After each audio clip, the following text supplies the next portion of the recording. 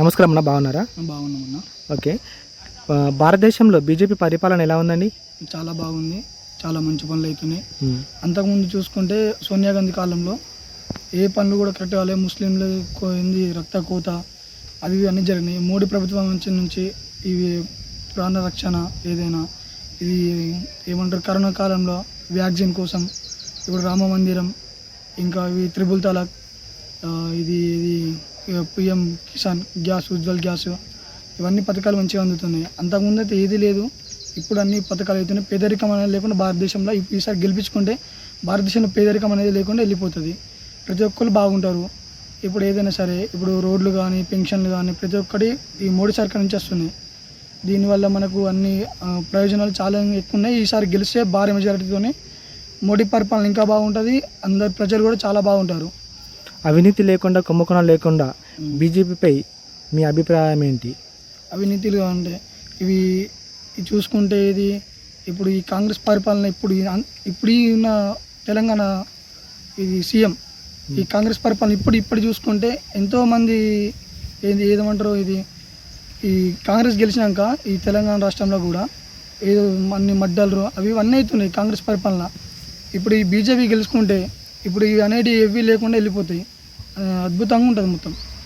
అవి తెలంగాణలో ప్రస్తుతం బీజేపీ పరిపాలన ఎలా ఉంది? బాగుందన్న. ఇప్పుడు చూసుకుంటే మొన్నటికున్న కామారెడ్డిలో కానీ రమణన్న గెలిచినాక ఇప్పుడు ఏంది కరీంనగర్ ఎంపీ బండి సంజయ్ అన్న, అరవింద్ అన్న, రఘునందన్ రావు అన్న, ఇలా చూసుకుంటే ఇక్కడ నుంచి కొంతమంది ఉన్నా సరే కానీ తెలంగాణలో బీజేపీ అనేది గట్టిగా పూనుకపోయింది, గట్టిగా గడ్డపారేసుకుని బతుకున్నట్టు అయిపోయింది.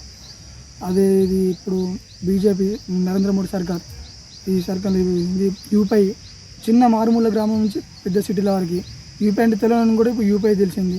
ఫోన్పే, గూగుల్ పే ఇవన్నీ తెలిసేలా మోడీ చేశాడు. రైతు బంధు ఏంది పిఎం కిసాన్, ఆ పిఎం కిసాన్ ప్రతి ఒక్క రైతుకు అందేలా అందరినీ సమానం చూస్తున్నారు. అందరికీ ప్రతి ఒక్కరికి రైతుకి ఇంకా ఇది ఉజ్వల్ గ్యాస్ అది ఇది ఇంకా త్రిబుల్ తలాక్, అయోధ్య రామ మందిరం, ఇది ఇంకా చెప్పుకుంటూ పోతే మస్తు ఉన్నాయి. అన్ని పనులు ఇంకా మోడీ ప్రభుత్వంలో అన్ని పనులు మంచిగా జరుగుతున్నాయి. ఈసారి కూడా మోడీ గెలిస్తే బాగుంటుందన్న. కరోనా కాలంలో కూడా ఇది first dose, second dose, third dose ప్రతి ఒక్క డోసు పైసలు లేకుండా, డబ్బులు లేకుండా అందరికీ ఫ్రీగా ఉచితంగా కరోనా వ్యాక్సిన్లు అందించడం జరిగింది. ఎన్నో దేశాలు ఎన్నో వ్యాక్సిన్ కోసం ప్రయత్నించాయి, కానీ ఏ దేశంతో సాధ్యం కాలేదు. ఒక భారతదేశంతో సాధ్యమైంది, అది కూడా మోడీ సపోర్ట్ వల్ల. దీనివల్ల ప్రతి ఒక్కరికి వ్యాక్సిన్ అందింది, ప్రతి ఒక్కరు బతికారు, మంచిగా ఉన్నారు. ఇప్పటికీ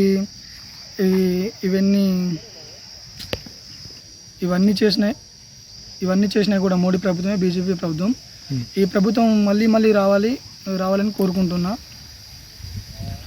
ఇది స్వచ్ఛ భారత్ కార్యక్రమం, పల్లె ప్రగతి, ఇంకా ఇది గ్రామ పంచాయతీలకు డబ్బులు కానీ, సీసీ రోడ్ నిర్మాణాలు, భవనాలకి, గ్రామ పంచాయతీలకి, శ్మశాన వాటికలకి ప్రతి ఒక్కరికి బీజేపీ పార్టీ సపోర్ట్ ఉండడం వల్లనే ఇవన్నీ చేయడం జరిగింది.